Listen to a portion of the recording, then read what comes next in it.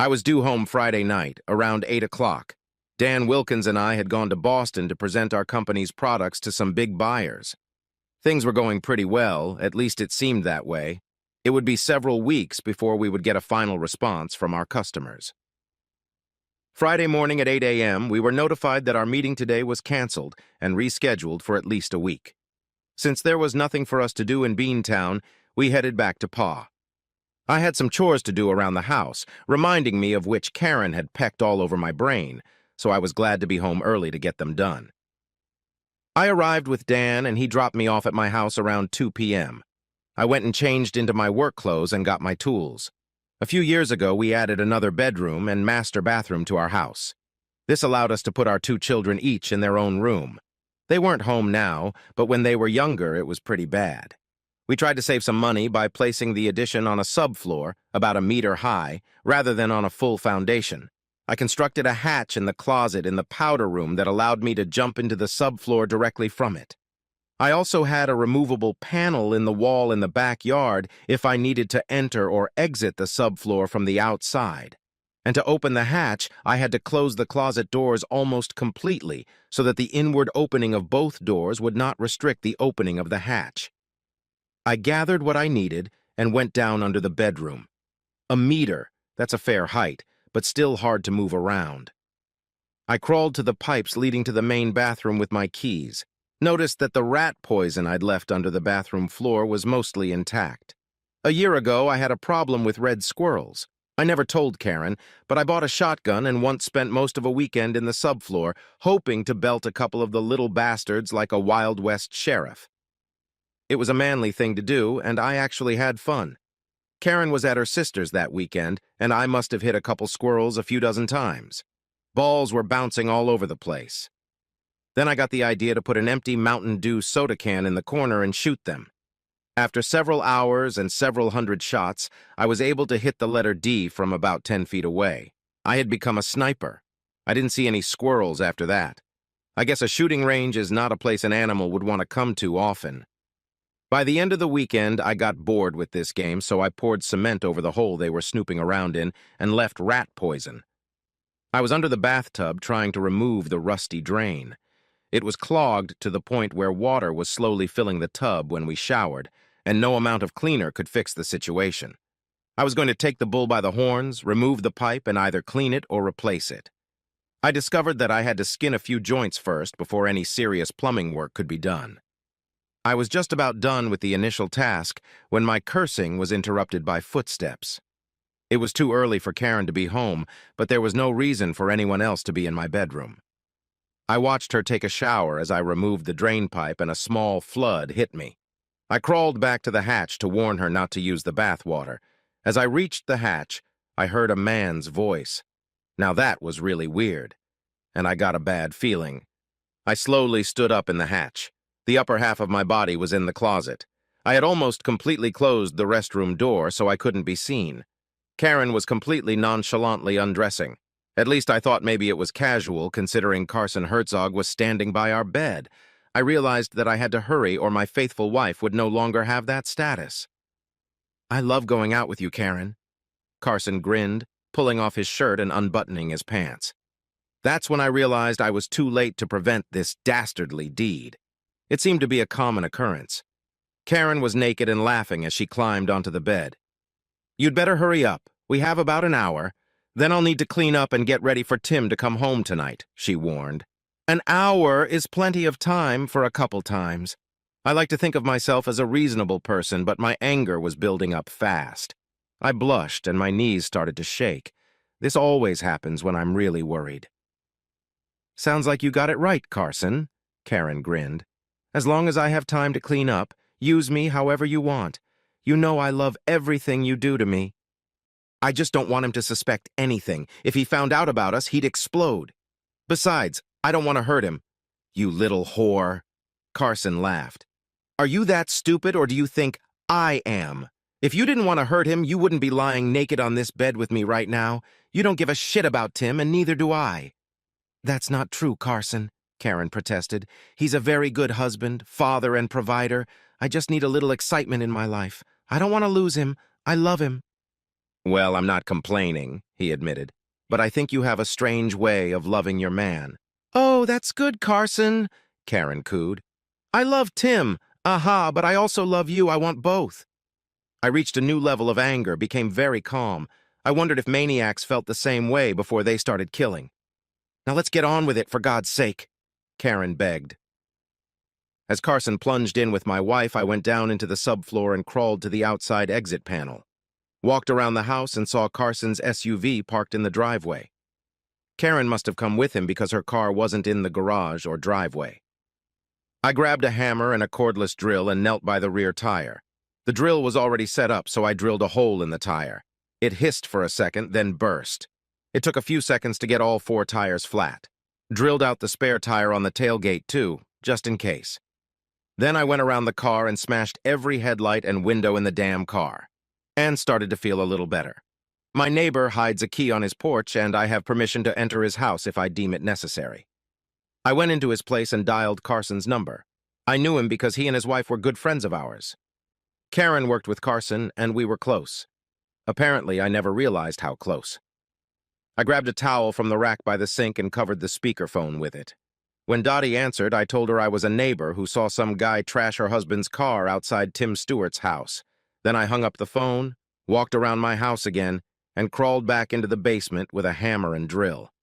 I didn't want to leave a weapon of mass destruction of a machine where it could be found and possibly point a finger at me.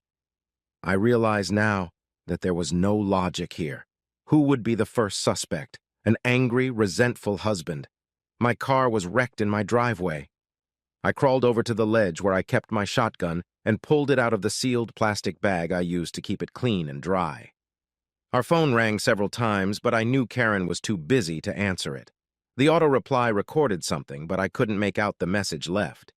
It must have been Dottie, though. Her next move would be to drive the few blocks to our house.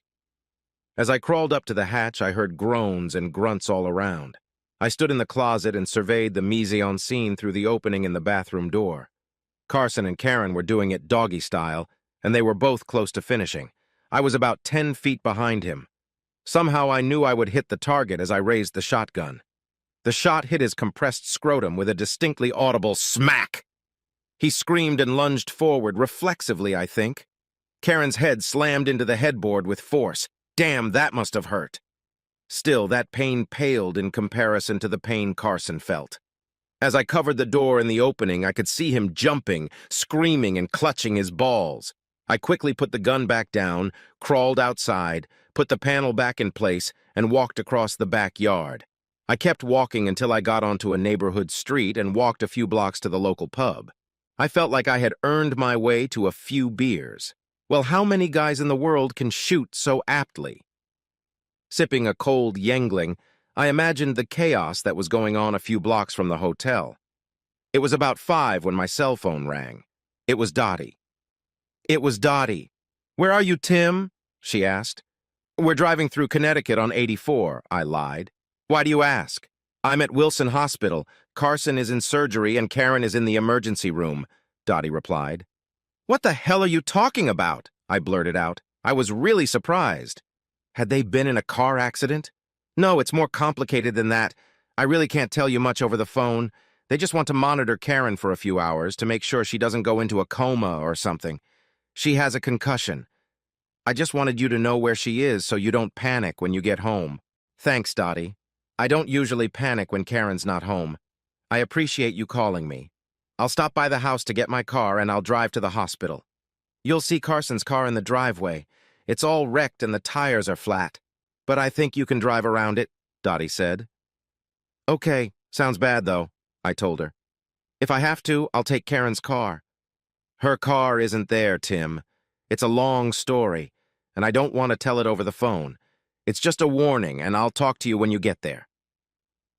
I hung up the phone and thought about the situation. I was very upset because I didn't expect them to be admitted to the hospital. I wondered if the chickens would come home to sit with me. As darkness fell, I made my way back home. There were cars stopped near my house and several people wandering around. They were all puzzling over the mess in my driveway. I left the sidewalk, walked through the yards, and entered the house through the back door. I went into the bedroom to change. There seemed to be a riot going on in there. The lamp and table were overturned. Clothes were strewn about, some blood on the carpet. I realized I must have cut a vein in Carson's old ballsack. I grinned, remembering him dancing around the room, clutching his testicles and screaming. He'd had my wife, and as far as I knew now, it turns out he'd fucked me too. He was still lucky I didn't have a .38 in there. When a man decides to make a cuckold out of another man, he better be ready to pay the bills. I arrived at the hospital around 8:30 p.m. and went to the emergency room. Damn vultures, they greeted my arrival with great pleasure and relief.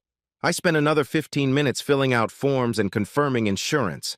Why the hell is everything written in Spanish? This is the U.S. and we speak English here. At least it sounds like English. Finally, I was led to Karen. I was surprised at how pale she looked. She smiled weakly at me, then looked at her hands, fidgeting with her fingers. "Are you okay, Karen?" I asked. "Are you in a lot of pain?" "My head hurts, Tim, but the doctors are being cautious. They want to make sure there isn't a brain bleed or something." "I'm feeling better and better," Karen replied. "You didn't happen to bring me any clothes, did you?" she asked. "I'm going to be discharged soon." "No, Karen, I didn't bring anything. Can't you just wear what you were wearing when you came here?" I asked rather cruelly. "Where are your clothes?" I wasn't wearing any clothes. I must have fallen and hit my head in the shower. The last thing I remember, I was getting ready to take a bath. Then they loaded me into the ambulance. I wasn't wearing any clothes," she screamed. It was very embarrassing. "I bet it was," I agreed. "What the hell happened to Carson's car? Why is it parked in our driveway? And where's yours? Why is our bedroom all trashed? What happened to Carson?" "I can't remember anything, Tim. Please don't ask me any more questions," Karen begged. "I have a headache and I'm nauseous." Me too, I agreed when my irritation with her became almost obvious. "Why don't you just get some rest? I'll be waiting to take you home when the doctors say you can leave." With those words, I turned around and went looking for Dottie. I found her in the intensive care unit. When I approached her, she smiled grimly at me. "He's feeling much better, Tim. They had to remove his left testicle, but he's resting comfortably now. They said if he makes it through the night without further complications, he'll be moved to a regular room in the morning," Dottie whispered. "Jesus, he lost a nut!" I blurted out. "How did that happen?" "We couldn't get any reasonable explanation from Carson or Karen," Dottie replied. "I got a call from some man who said he was your neighbor and that someone had wrecked Carson's car in the driveway. I tried to call Karen, but there was no answer, so I left a quick message and drove to your house. When I got there, Carson was in his car. A passing motorist stopped and tried to help. He told me that Carson was running around the car naked and screaming. He then jumped in the car and said he was going to the hospital. The guy took the keys from him. He was very apologetic, but said he was afraid Carson was on drugs or drunk. He knew Carson couldn't drive with a flat tire," Dottie continued. "I think he may have cut his scrotum on the glass in the seat. He was bleeding from several places on his back and buttocks," Dottie said. "We called an ambulance on our cell phone. Then I heard the guy who had stopped to help Carson swear. I looked up and saw Karen staggering naked down the driveway." "What the hell happened?" I asked. "Did Karen say anything?" "Nothing that makes sense, Tim," Karen replied. She was holding her head and moaning. I made her sit up and felt a big bump on her head. "I've been with Carson most of the time since we got here. Have you talked to Karen?" I told her Karen couldn't remember much of anything. We went to get coffee and talked some more while we waited for the news. Carson said that he and Karen had gone to a sushi bar for lunch, and he thought they must have been given bad seafood or someone had put some kind of drug in it, Dottie told me. "I've had a few meals that didn't go well for me, but I've never lost my memory or my testicle from it, Dottie," I stated. "Did he, say his car crashed and Karen hit her head because of the sushi or something?" "I think that sounds kind of shitty, too." "No pun intended," Dottie smiled weakly. "It's only almost plausible because I can't think of a better explanation. Their behavior was rather odd. Maybe Carson crashed his car while in some kind of trance or something. It could well be," I agreed. I was beginning to worry about my involvement in some serious shit. If Carson took the blame, it would help me avoid any legal repercussions. I acted furious, and I won't regret it, especially if I get away with it. "Be sure to report it to the police if they ask," I advised. "I don't think there's a law against wrecking your own car," We talked for about an hour. Then, around 10 o'clock, I was notified that Karen was to be kept overnight for observation. I said goodnight to Dottie and left. I felt sorry for her. She didn't deserve to be in the situation she was in, but neither did I. Well, maybe a little. I shot Carson's left nut. I couldn't sleep, so I finished repairing the drain and put the tools away. I took the drill, shotgun, and hammer and threw them into the Delaware River like a thug from a dime novel. I didn't hear any questions from the cops, but I did it as if I had heard. Then I cleaned up our bedroom and changed the linens on the bed. Finally, I made the bed in the spare room and went to sleep there. I was still asleep when the phone rang at 9 a.m. It was Karen. "Tim, I can come home," she told me. "Will you pick me up? Get me some clothes, please?" I brought her home and helped her into the bedroom. She still couldn't walk very well. I put her in her pajamas and put her to bed. She slept most of the day. Dottie called around noon and said Carson was going to be okay. He would be discharged in a couple days. I thought about it and realized I didn't care if he recovered or bought the ranch. He was a total asshole. After I hung up, Karen called me. "How's Carson? What happened to him?" she asked. "No one seems to know what the hell happened, Karen," I replied. "Carson is going to recover, but from now on, he's going to be one ball short of a full set." I watched her to see how the news would affect her. She just closed her eyes and sobbed a little. Then she fell asleep. Later that night, I made soup and fed it to Karen. Her color got much better, and she talked a lot more. But that wasn't the point. Essentially, she never said anything. Nothing was said about how she and Carson had screwed up so badly. "Are you going to bed soon, Tim?" He smiled. "I miss you." I still had the image of them sleeping together in my head, and her words echoed in my ears as she told him he could do whatever he wanted to her. I knew it was unlikely that I would ever sleep in our bedroom or with her again. "No, I'm going to watch TV," I told her. "Get some sleep. You'll feel better tomorrow."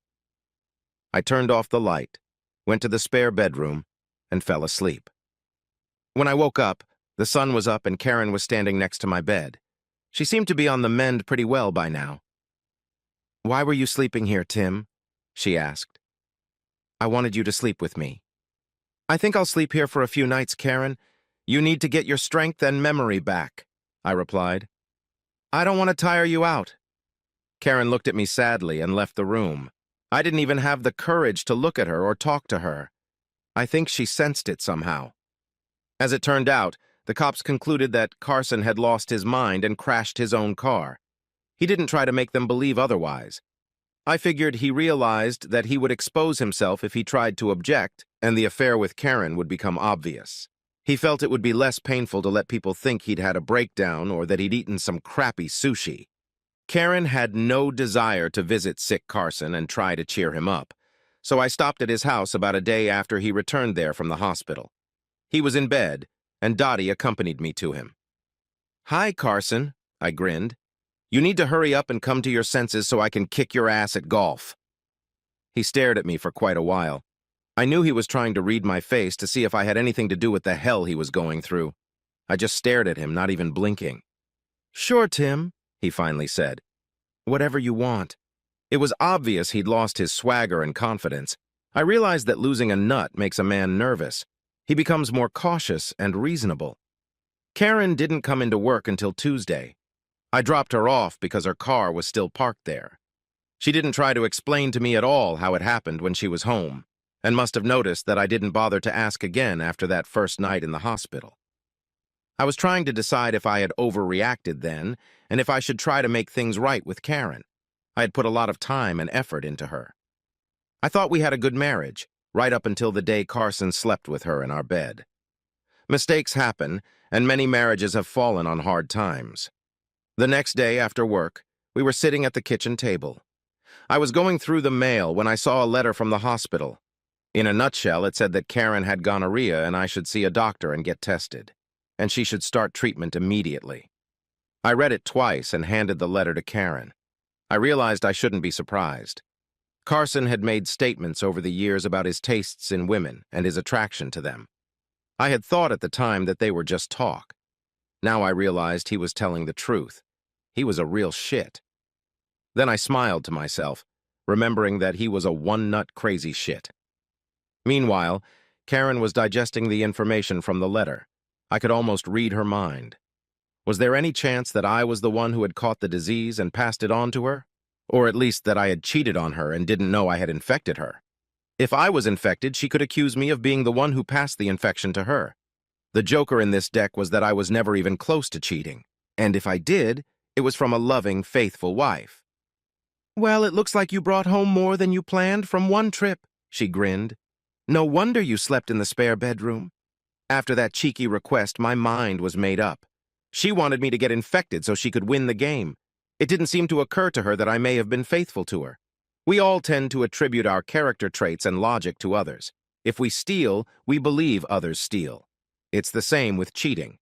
Saturday morning, I threw my negative test on the kitchen table in front of Karen. As she read the report, her hand shook. Then I tossed her another paper. It stated that I had filed for divorce.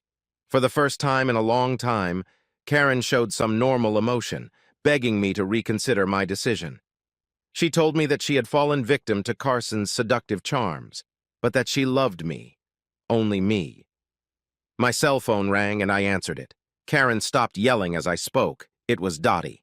"Tim, I got the report from the hospital the other day about why Tim lost a testicle. Well, other things. I tested positive for gonorrhea. Did you too?" she asked. "What about Karen?" I thought for a moment and decided that Dottie had a right to know. "No, Dottie, I haven't, but Karen does. What an incredible coincidence, isn't it?" I asked, answering her question. "Yes, bloody incredible, Tim," Dottie said. "I'm already in treatment and I've decided to get something over with. I'm divorcing that one-nut bastard. By the way, Tim, do you happen to have a shotgun?" "I've got some packing to do, Dottie. Good luck to you," I said, hanging up the phone.